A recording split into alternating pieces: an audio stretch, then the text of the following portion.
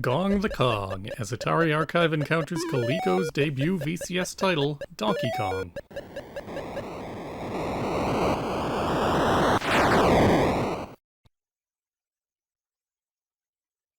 We've hit on VCS ports of some of the biggest arcade games of the era in this series, including Space Invaders, Asteroids, Missile Command, Defender, and Pac-Man. Today, we've got another arcade giant, Nintendo's Donkey Kong. As one of the biggest hits of the arcade golden age and the game that put Nintendo on the map, Donkey Kong's had some excellent histories assembled, and if you want to get into the nitty-gritty, I encourage you to look into the videos produced by Kate Willart and Norm the Gaming Historian about the game. But in broader strokes, Nintendo was a long-standing toy and game company in Japan that had entered the coin-op space in the 1970s, first with light gun installation shooting games like Wild Gunman and Clay Shooting, electromechanical setups such as EVR Race, and video games like Sheriff and Space Fever. Nintendo struggled to really get its foot in the door in the US market the way other Japanese companies Namco and Taito had, and had hoped that its shooter Radar Scope would be that in. Unfortunately, Radar Scope was a flop, and Nintendo's American branch was facing insolvency if they couldn't turn it around. According to Ken Horowitz's book Beyond Donkey Kong, moving their operations to the West Coast from New York put Nintendo in a better position to ship product to North America, but they still needed a new game that would better appeal to American players. Company president Hiroshi Yamauchi felt that the American division wasn't a big part of the company's bottom line, and therefore didn't want to expend any of their major R&D staff on it, leading to him tapping a young designer, Shigeru Miyamoto, to help put something together that could use the same hardware as Radar Scope. Miyamoto, to that point, had largely just done cabinet art and industrial design, with his own game designs thus far rejected. In a 2000 interview for Game Maestro, Miyamoto credited Gunpei Yokoi as taking a chance on him with this project, as Yokoi had recruited him for the Game & Watch initiative due to his artistic chops, and provided feedback on the Donkey Kong design. Miyamoto took notice of how huge a hit Pac-Man had been in the West compared to its unremarkable Japanese tenure in arcades, and considered something that was far removed from the sort of space shooters that otherwise dominated coin-op spaces.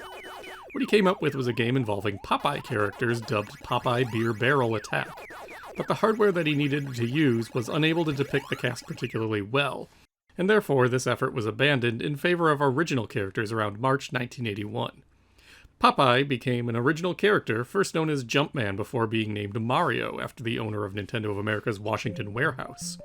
Olive Oil became Pauline, and a giant ape replaced Bluto, as Miyamoto liked the idea of a sympathetic villain and opted for something akin to King Kong. Designing Donkey Kong itself took a few months, with Miyamoto's team working out of Nintendo's Hanafuda card factory. Miyamoto came up with the construction site and the opening and closing themes to the game, inspired by the animated shows he enjoyed as a kid. Yukio Kaneoka, an electrical engineer with an interest in music, came up with the other jingles in the game, while the game's general soundscape came from Hirokazu Hip Tanaka. In his 2000 interview, Miyamoto remarked that jumping wasn't originally in the game, but rather just climbing up onto objects and ladders, but that he changed course when it hit him that it'd make more sense to just have Mario jump over barrels instead of climb ladders to avoid them. The singular button for Radar Scope became the jump button, and Mario's hammer became an automatic action rather than one you pushed a button to perform. The game's programming was done by an external outfit, Ikegami Tsushinki, which signed a contract with Nintendo in April 1981 to program the game for 8,000 units. Ikegami programmer Hirohisa Komanome penned a series of articles in the magazine Bit in 1997 about Donkey Kong's creation from their perspective, noting that they provided their own feedback to Miyamoto on the original Popeye concept's game design, marking ideas like a special joystick to control a jack and monotonous gameplay as needing to be changed or refined. Komanome noted that early on, jumping was performed by pushing up on the joystick, which overlapped with the climbing function and led to a push for a separate jumping button. They also shifted the game to a 4-stage loop rather than just repeating the barrel stage repeatedly before playing the final one. This refinement took place over a 10-day period in April, Komanome said, with the actual programming starting in late May, before debugging took place in June, along with the initial Japanese location tests, where the game did very well for itself. Full production started in July. The game first arrived in the US in July 1981 for a location test after its promising showing in Japan, and much to Nintendo's relief, it proved to be a hit. Such a hit in North America, in fact, that it was popular with men, women, and kids of all ages. Nintendo of America went about converting all 2,000 radar scopes sitting in their warehouse to Donkey Kongs, and it ended up being even more popular as it got showcased at trade show events, and units started hitting coin-op spaces that October. Nintendo, quite frankly, nailed a hit in the vein of Pac-Man in the market that was ready for it. Nintendo's Seattle factory was soon producing 300 new machines a day, and Horowitz's book indicates they had produced 85,000 units in 8 months, putting it into rarefied production territory seen only by games like Pac-Man, Ms. Pac-Man, and Space Invaders. While Donkey Kong was, and to an extent still is, looked down upon by the hardcore score chasers of its day, who gravitated towards more brutally difficult games like Williams Defender, Donkey Kong was a hit for a reason. Everything about the game exudes a cartoon charm, from the animations, the sound effects, the basic premise, and even how Mario moves. Donkey Kong is constantly animating and pounding his chest, Mario flails his arms and seems to struggle getting up over ladders, and even enemies such as fireballs have little cartoon eyes. Animated cutscenes at the start and the end of the loop, as well as Donkey Kong's constant climbing towards the top of the construction site, provide a sense of story. Donkey Kong features 4 distinct stages: a barrel-throwing stage that opens the game, an elevator stage where Mario has to navigate moving platforms and bouncing jacks, a conveyor stage where cement pies move into flaming barrels, and finally a rivet stage at the top of the tower, where Mario has to remove all of the rivets and cause Donkey Kong to fall to a comical conclusion. The stage order was changed for the Western release, putting only the barrel and rivet stage in the first loop, and adding the elevator and cement factory levels in the second and third loops, respectively. But despite its charms, Donkey Kong is also a rather difficult game. It's hard to actually see these later loops and stages without a considered understanding of the game's mechanics. The barrels, for example, can be manipulated based on whether or not the player is holding a direction as they roll over a ladder. Pulling rivets in a specific manner allows players to hopefully trap the fireballs in the final stage in a way that they pose no threat, even allowing you to farm points by jumping next to Kong. The jacks have multiple potential jumping patterns, and a discerning player can recognize what they are to get past them at higher loops, when they come out too fast to otherwise avoid while climbing the final ladder. These strategies not only are needed for scoring well in Donkey Kong, but to even see everything the game has to offer. Naturally, a game of this magnitude was going to get a home port, but Atari was unable to snap this one up as they had so many other games. That honor instead went to Coleco, a stalwart of the 1970s dedicated video game boom that had abandoned the console market at that time and retrenched in favor of handheld electronic games. While this market had seen a shakeout in 1980, Coleco was still number 2 behind Mattel, and with video games having a moment following Atari's Space Invaders cartridge exploding in popularity, the company decided to re-enter the TV game space. According to Coleco, the official book, what would end up becoming the ColecoVision started development in 1979 as a side project by Eric Bromley and Arnold Greenberg, the son of the company's owner. Their design involved a Texas Instruments video processor and a General Instruments sound processor, but the RAM requirements were prohibitively expensive, causing it to get shelved. In 1981, as Donkey Kong was being developed and location tested, Bromley learned that the cost of RAM had dropped precipitously since his last exploration of the concept, and with that, the ColecoVision project was back.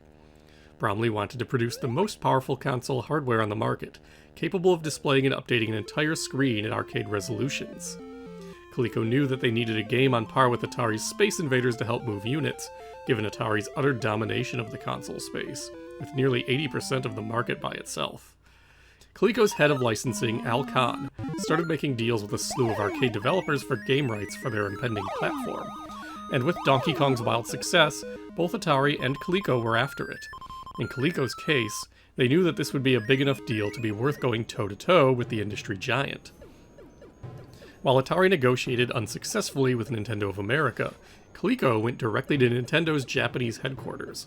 While the Coleco official book doesn't delve into the details, negotiating approaches in Japan and America were radically different, and so although we may not know how that played out, we do know that Coleco managed to secure the license with a comment from Yamauchi that Coleco was the hungriest company.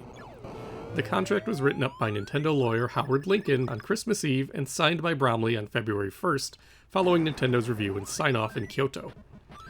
While the contents of this contract aren't public, we know that it required Coleco to be held liable for anything in the cartridge, and that it was extremely lucrative for Nintendo. This agreement also allowed Coleco to make a portable electronic game version of Donkey Kong, another key part of its business. Atari, meanwhile, wasn't completely shut out in the cold, eventually landing the computer rights to the game, which would end up becoming a big deal in its own right. Even before Coleco had signed the contract, they were touting that Donkey Kong was coming to their console in the January Consumer Electronics Show in Las Vegas, as part of the ColecoVision announcement, though the console itself was only being shown in photos. Coleco was also stuck facing legal action from Universal Studios, which claimed that Donkey Kong infringed on their rights to King Kong. Coleco settled with a 3% net sales royalty agreement, and thanks to Nintendo's cartridge liability clause, they weren't affected by it.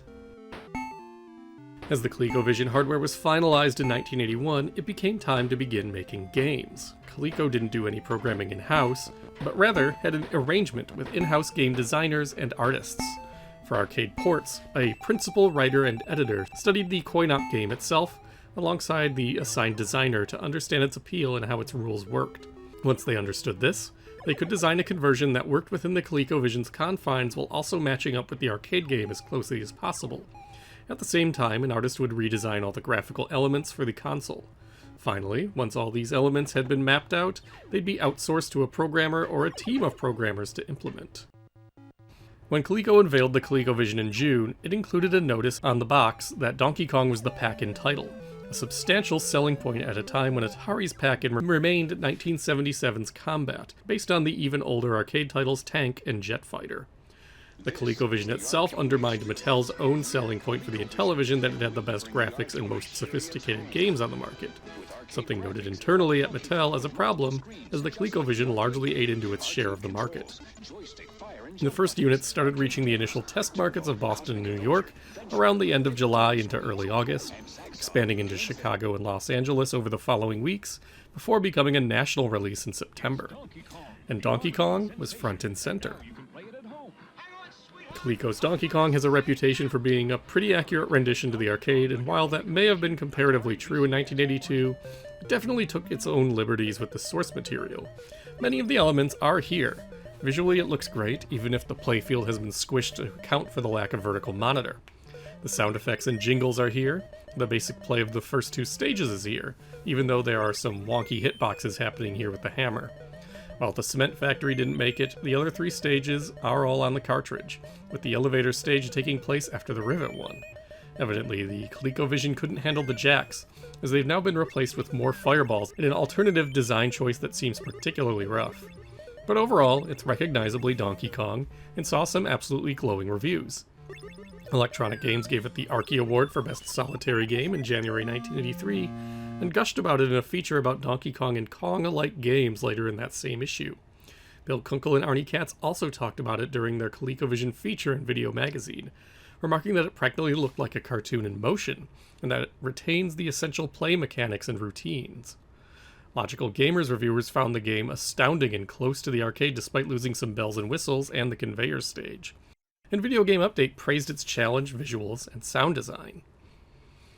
Even though Coleco was pushing hard for its own console, it also recognized the state of the market in 1982 was dominated by Atari and Mattel. As such, Coleco announced that they'd be producing home versions of Donkey Kong and some of its other licensed arcade games for the Atari VCS and the Intellivision, allowing it to get some extra revenue from people who may not necessarily be looking for the newest system available. A similar thought process that the folks at Mattel had when they decided to produce games for the VCS. It's hard to pin down exactly when Coleco's VCS port of Donkey Kong came out. Advertising and general coverage indicate it was available by August for sure, and some retailers advertised having it in stock at the very end of July. At the same time, author Garry Kitchen has said that he was working on it up to the end of July, and while it's likely that exact timing is the result of memories getting fuzzy over the decades, it's clear that he was programming this game right up to the deadline, as we'll soon see. Garry Kitchen has talked extensively about Donkey Kong's development and convention appearances, and even wrote an article about it. Much of the information in this video stems from that article and his subsequent appearance on the Video Game History Hour podcast produced by the Video Game History Foundation about creating this game. When we last left Kitchen, he had reverse engineered the VCS while working as an engineer at James Wickstead Design Associates, developing the game Space Jockey in the process, and then he left to strike out on his own, feeling that his career was in an upswing and that it was time to find something more rewarding. Kitchen said he and his brother Dan formed their own game development company, And around April, they got a call from a representative of Coleco, which had a long-standing relationship with the Wickstead outfit. They needed someone to program a VCS version of Donkey Kong with the caveat that they only had 3 months to do it and 4 kilobytes of cartridge space. Armed with an Apple II development station, Kitchen took on this job to port a hot and pretty advanced arcade game of 1981 to creaky 1977 hardware. Starting with graphics on graph paper, Kitchen laid out the appearance of Mario, Pauline, and Donkey Kong himself. With the VCS, each object, or sprite, can only be one color on a given scan line, resulting in Mario having a red hat, white face, and red clothes. Empty space was used to denote Mario's sideburns, eye, and mustache, which Kitchen remarked was not there initially and made Mario's nose look very weird. The same technique was used to draw the hammer in Pauline.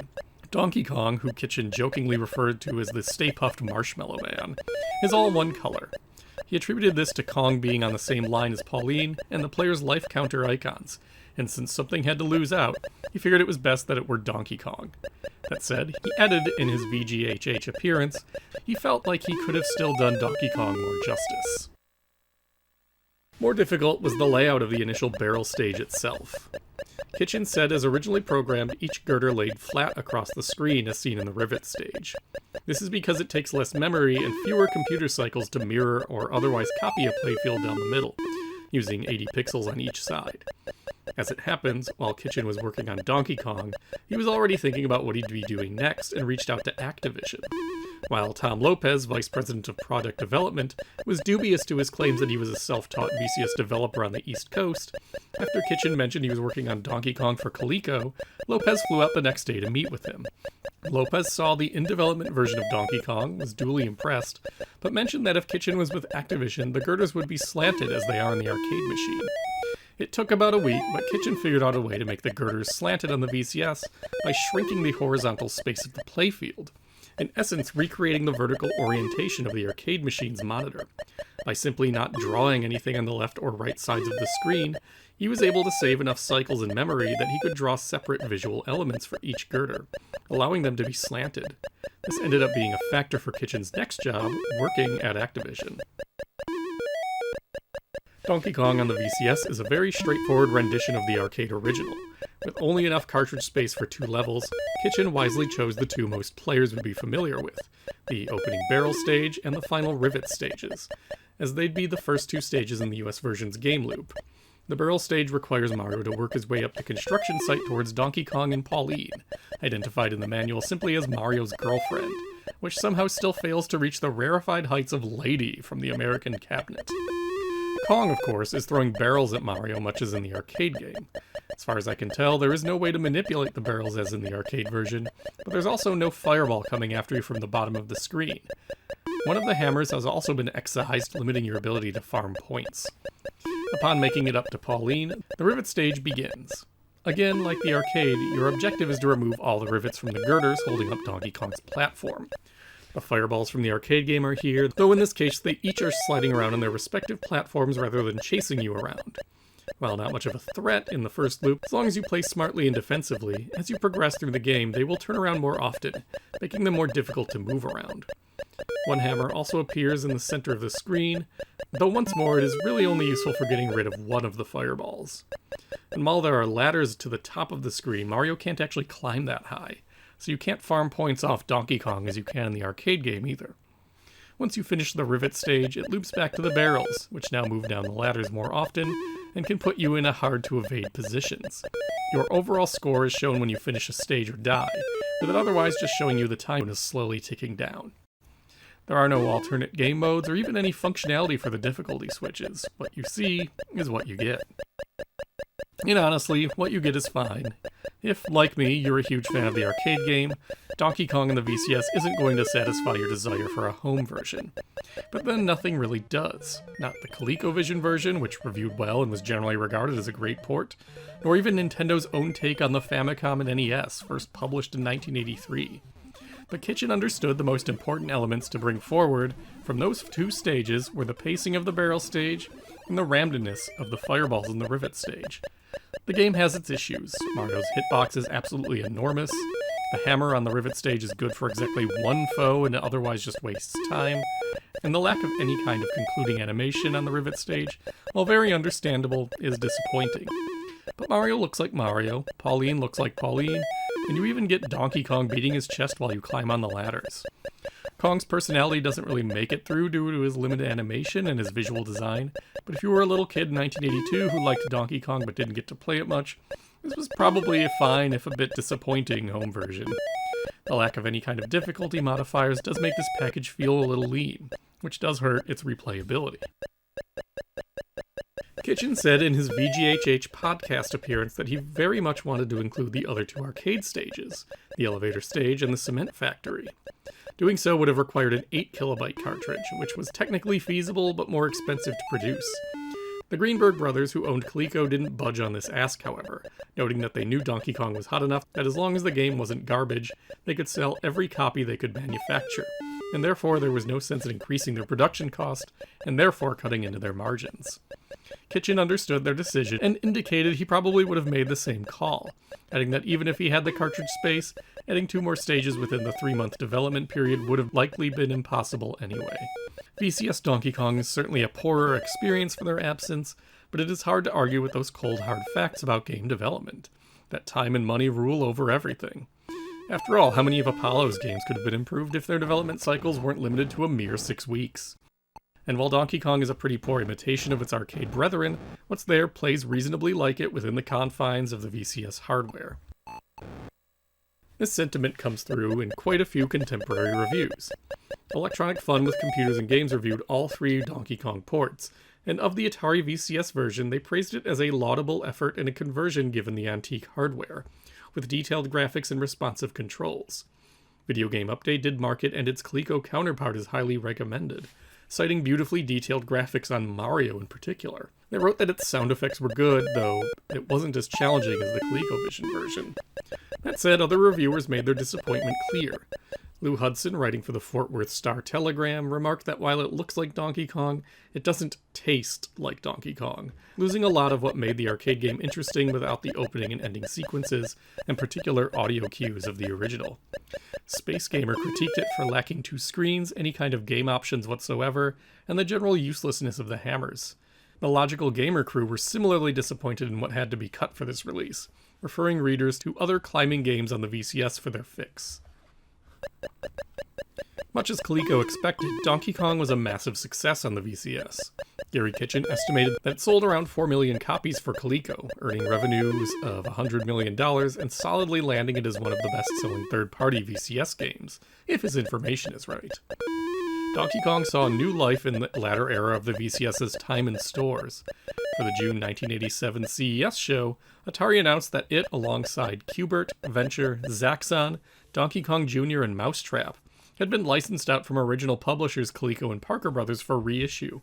Zaxxon never actually returned to stores, but the others did, and Donkey Kong chalked up another 180,523 copies sold through 1990. An extremely solid sales run for an older game that put it on par with newer releases and other early 80s hits like Ms. Pac-Man and Space Invaders. Donkey Kong also shares a very odd legacy. Alongside the similarly popular VCS conversion of Pac-Man, somehow the sound effects from this game ended up in a stock video game sound effect library for television shows. For pretty much the next 20-odd years, whenever you'd see someone playing a video game in an American TV show, odds are good you were going to be hearing Pac-Man eating wafers or Mario walking around on the VCS. If you found this increasingly incredulous as the props evolved to include more modern game consoles, congratulations, you're not alone in that. As for Coleco's other announced home version of the Big Ape, the company published a conversion for the Intellivision that September.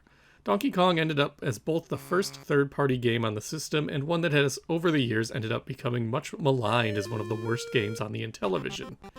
For a long time, there was an assumption made by both enthusiasts and Mattel's own developers that it was purposely made bad by Coleco to make their own console look better, a point refuted by a former director of game development at Coleco, the late Janelle Jacques, during a Vintage Computer Festival Southwest talk in 2023. Developer Frank Johnson of Rockland never talked about the development cycle for this game before his unfortunate passing, but Atari Age user, game preservationist, and researcher Dutchman2000 was able to dig up some tidbits from research into Rocklin that he presented at VCF Midwest in 2022, summed up by another user, Deckel. According to their work, Rocklin signed the agreement to develop in Coleco's Intellivision games at the January 1982 Consumer Electronics Show, with work beginning in February. It's likely that, much like the VCS game, the Intellivision DK probably only had no more than 3 months to be hashed together by a developer independent of Mattel and APH, and probably even less time than that given that Rocklin had to reverse engineer that Intellivision hardware. Johnson went on to write a massive slew of Intellivision games for Coleco and Parker Brothers. Carnival, Mousetrap, Zaxxon, Empire Strikes Back, Donkey Kong Jr., Q*bert, Popeye, and Super Cobra, making him both one of the most prolific Intellivision developers and also one who had an extremely intense workload, and presumably not much time to focus on any one game. Their research suggests that with all of those games coming out over an 18-month period and the realities of actually producing cartridges and materials, Johnson probably only had somewhere between 7 and 9 weeks for any given title. Donkey Kong might have had a bit more time as the first one out the door. But there was still the need to figure out the hardware. The finished product is identifiably Donkey Kong, but certainly the Intellivision is capable of a more accurate take on the game. Something Mattel's own internal programmers clamored to do to show off what someone with more time and experience could do with it, and which homebrew developers have absolutely showcased in the years since. Coleco also attempted to produce an expanded Super Donkey Kong for its Atom computer, which featured all 4 stages and more bits of animation. This ran afoul of one hiccup, however. Atari owned the computer rights to Donkey Kong, and Coleco's Atom blunder angered the lawyers at both it and Nintendo, and Atari went on to produce versions of Donkey Kong for the Atari 8-bit computers, the Commodore 64, VIC-20, TI-99 4A, and the Apple II, perhaps pointedly not the Atom. The Atari 8-bit version is most notable for actually having all 4 stages and playing reasonably similar to the arcade game. Meanwhile, other developers were taking a crack at Donkey Kong-esque titles. Imagic had Beauty and the Beast on the Intellivision, released shortly after Coleco's official version, where you chase the villain up a skyscraper to rescue your gal. Magnavox published Pickaxe Pete for the Odyssey 2, which has the multiple platforms and hammer action of Nintendo's game, but a very different play loop that ends up making it very much its own beast, and considered one of the jewels of the console library. The VCS would see King Kong from ColecoVision in August, which we'll talk about more when we get to it, and the surprisingly solid Infiltrate by Apollo. Perhaps the oddest would be the Wavemaker's Bally Basic cassette release Monkey Jump for the Bally Professional Arcade, which attempts to recreate the barrel stage, and the B-side of the tape is Gong the Kong, recreating the Rivet stage.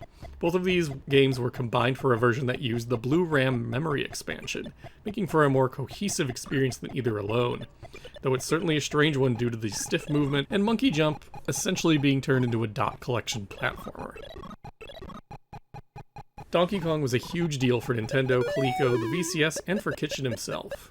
Coleco was able to resoundingly stake a claim in the home gaming market that led to its console becoming the next-generation platform of choice, rapidly devouring the Intellivision's market share and outselling Atari's own next-generation 5200 by a sizable clip. Its conversions to the VCS and Intellivision by all accounts sold very well, whatever qualms people may have had with their quality. As for Kitchen, his resourcefulness in porting the game to the VCS essentially got him a job at Activision, which he'd leveraged into a few well-regarded games. And of course, for Nintendo, Donkey Kong not only salvaged their international coin-op business and put them on the map, it also jump-started the careers of a few folks who'd go on to really make names for themselves in game development for the next 40 years. Not bad for a short-notice arcade conversion. This video also wraps up July 1982, which means it's time for a Crash Watch update. Aside from the first stages of the ColecoVision rollout at the end of the month, July was fairly quiet, all things considered. Sandwiched between the June Consumer Electronics Show, where multiple new platforms were announced and numerous new publishers debuted their wares, and the fall months when those products started reaching stores. That said, this was the month Tron debuted in theaters to middling success, marking perhaps the highest point of cultural saturation video games hit in the pre-Crash era. Accordingly, video game magazines were dedicating quite a few pages and even covers to the movie, with the expectation being that their audiences would eat it up. The trade press was also high on video games at this time. Merchandising wrote that despite the deepest recession since the 1930s hitting the United States, Video games and computers were both expected to end 1982 with sizable growth. 115% jump in shipments over 1981 for console games and nearly 128% for computers. Yet not all was sunshine and roses even here. The trade notes there was an ongoing downward pressure on hardware prices and that there were downstream issues with cartridge prices as well as ongoing concerns with the number of players intending to jump into both sides of the market. Some retailers were even cutting off supplies of older, less popular hardware, such as the Odyssey 2, in favor of upcoming third-generation consoles, like the ColecoVision and Atari 5200. Facing these headwinds, Mattel announced a one-month $50 rebate program for the Intellivision beginning in August, something that juiced their revenues temporarily but contributed to $20 million in losses by the end of the year, as the console lost its claim to being the most advanced hardware on the market. And speaking to Atari, in June the company announced that it had gained the exclusive rights to create games based on the Sesame Street and Disney properties, as well as new agreements with both George Lucas and Steven Spielberg. The former agreed to employ 100 staffers to make video games for Atari hardware, the beginnings of what would become LucasArts, while the deal for Spielberg gave Atari clearance to produce games based on Raiders of the Lost Ark and E.T., as well as any other of his productions. Atari's parent company, Warner Communications, also announced that Atari's second quarter sales had dramatically increased for both video games and computers. As for Coleco, it announced an agreement with CBS in July to market its impending ColecoVision outside of the US, Canada, and Japan. CBS was just entering video games through its subsidiary Gabriel Industries, and access to the ColecoVision gave it a substantial shot in the arm, while Coleco gained international distribution and advertisement without needing to spend any money. This international release finally saw the light of day around the summer of 1983 in Europe. Milton Bradley purchased GCE, the producers of the impending Vectrex console, in the hopes that they could see some financial gains as the crushing walls of retail reality came closing in on the industry.